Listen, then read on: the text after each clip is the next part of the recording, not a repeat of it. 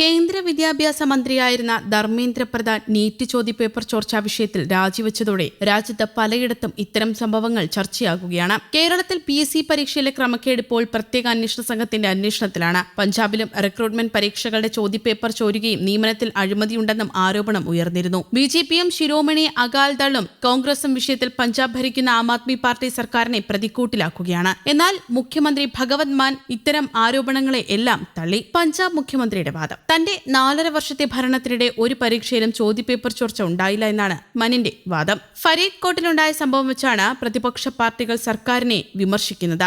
എന്നാൽ അവിടെ ഒരു വിദ്യാർത്ഥി ഇലക്ട്രോണിക് ഉപകരണം ഉപയോഗിച്ച് കോപ്പിയടിക്കാൻ ശ്രമിക്കുക മാത്രമാണ് ഉണ്ടായതെന്നും സംഭവത്തെ പ്രതിപക്ഷം തെറ്റായി അവതരിപ്പിക്കുകയാണെന്നും അദ്ദേഹം പറയുന്നു. കോക്രോച്ച് ജനതാ പാർട്ടിയുടെ 36 ദിവസം നീണ്ട ശക്തമായ സമരത്തിന്റെ തുടർച്ചയായി കേന്ദ്ര വിദ്യാഭ്യാസ മന്ത്രി ധർമ്മേന്ദ്ര പ്രധാൻ രാജിവെച്ചത് ചൂണ്ടിക്കാട്ടിയാണ് BJP ഭഗവത് മാൻ സർക്കാരിനെ എതിരിടുന്നത്. ധർമ്മേന്ദ്ര പ്രധാൻ ഇതിനകം രാജിവെച്ചു കഴിഞ്ഞു. ഉത്തരവാദിത്തം, ധാർമ്മികത എന്നിവയുടെ ഉന്നത മൂല്യങ്ങൾ അദ്ദേഹം കാണിച്ചു തന്നു. മനീഷ് സിസോദിയയും അരവിന്ദ് കെജ്രിവാളും പറഞ്ഞത് അവരുടെ ഭാഗത്ത് ചോദ്യപേപ്പർ ചോർച്ചയുണ്ടായാൽ രാജിവെക്കുമെന്നാണ്. പഞ്ചാബിൽ നിന്ന് 6-7 ചോദ്യപേപ്പർ ചോർച്ചയുണ്ടായിട്ടുണ്ട്. BJP വക്താവ് ഷഹസാദ് പൂനെവാല പറഞ്ഞ വാക്കുകളായിരുന്നു ഇത്. പഞ്ചാബ് വിദ്യാഭ്യാസ മന്ത്രി ഹർജോത് സിംഗ് ബെയിൻസിനെ നാണമില്ലാത്തയാളെന്നും അദ്ദേഹം വിശേഷിപ്പിച്ചു. മന്ത്രിയുടെ രാജി ആവശ്യം: പഞ്ചാബ് വിദ്യാഭ്യാസ മന്ത്രി ഹർജോത് സിംഗിന്റെ രാജി ഈയിടെ ആവശ്യപ്പെട്ടത് മുൻ കേന്ദ്രമന്ത്രി രവനീത് സിംഗ് ബിട്ടുവാണ്.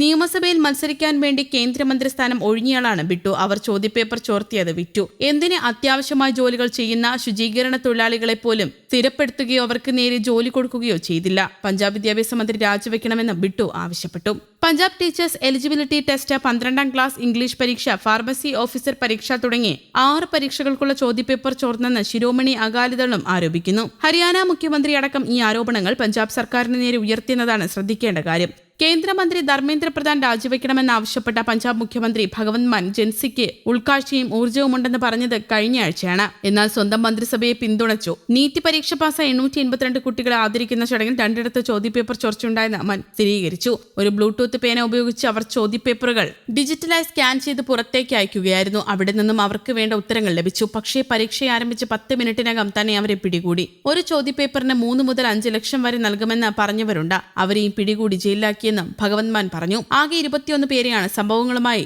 ബന്ധപ്പെട്ട് അറസ്റ്റ് ചെയ്തത്.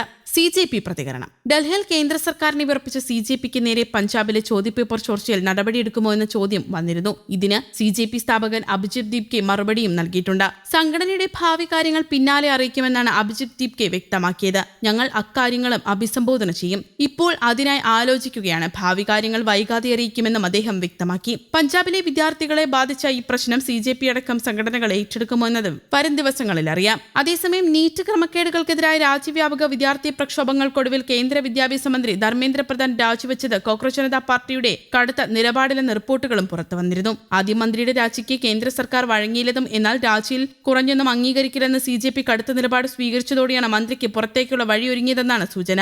രാജിക്ക് പകരം ധർമ്മേന്ദ്ര പ്രധാന്റെ വകുപ്പ് മാറ്റമെന്ന നിർദ്ദേശം ആദ്യം സർക്കാർ മുന്നോട്ട് വച്ചിരുന്നതായി സൂചനയുണ്ടായിരുന്നു. CJP ഇത് തള്ളിയ സാഹചര്യത്തിലാണ് പ്രധാൻ രാജിവെക്കാൻ തയ്യാറായത്. മന്ത്രിമാരും CJP നേതാക്കളും നടത്തിയ ചർച്ചയിൽ വകുപ്പ് മാറ്റത്തിന് നിർദ്ദേശം മുന്നോട്ട് വച്ചിരുന്നു. എന്നാൽ രാജിയിൽ കുറഞ്ഞൊന്നും അംഗീകരിക്കില്ലെന്ന നിലപാട് CJP സ്വീകരിച്ചെന്ന് സർക്കാർ വൃത്തങ്ങൾ പറയുന്നു. അതേസമയം നീറ്റ് പരീക്ഷാ ക്രമക്കേടുമായി ബന്ധപ്പെട്ട് നടത്തിയ സമരരംഗത്തുണ്ടായിരുന്നവരെ പോലീസ് വേട്ടയാടുന്നുവെന്ന് കോക്രോച്ച് ജനതാ പാർട്ടി ആരോപിക്കുന്നു. CJPക്കെതിരായ കേസുകൾ പിൻവലിക്കുന്നതിൽ ബംഗാൾ സർക്കാരിന്റെ തീരുമാനം വൈകുകയാണ്. അസം, ബീഹാർ സംസ്ഥാന സർക്കാരുകൾ കേസുകൾ പിൻവലിക്കുമെന്ന് പറഞ്ഞ് CJP സ്വാഗതം ചെയ്തിരുന്നു. തങ്ങൾ മുന്നോട്ട് വച്ച ആവശ്യങ്ങൾ അംഗീകരിച്ച സർക്കാർ ഇപ്പോൾ വ്യവസ്ഥകൾ ലംഘിച്ച് സമരക്കാരെ വേട്ടയാടുകയാണെന്ന് കോക്രോച്ച് ജനതാ പാർട്ടി വക്താക്കൾ പറഞ്ഞു. സമരക്കാർക്കെതിരെ എടുത്ത കേസ് റദ്ദാക്കണമെന്ന വ്യവസ്ഥയടക്കം സർക്കാർ പാലിക്കുന്നില്ലെന്നും വ്യവസ്ഥകൾ ലംഘിച്ചാൽ ഞങ്ങൾ വീണ്ടും പ്രതിഷേധ സമരം നടത്തുമെന്നും CJP പ്രതിനിധികൾ കപിൽ സിബലിനൊപ്പം നടത്തിയ വാർത്താ സമ്മേളനത്തിൽ വ്യക്തമാക്കിയിരുന്നു. News desk, Kerala Kaumudi.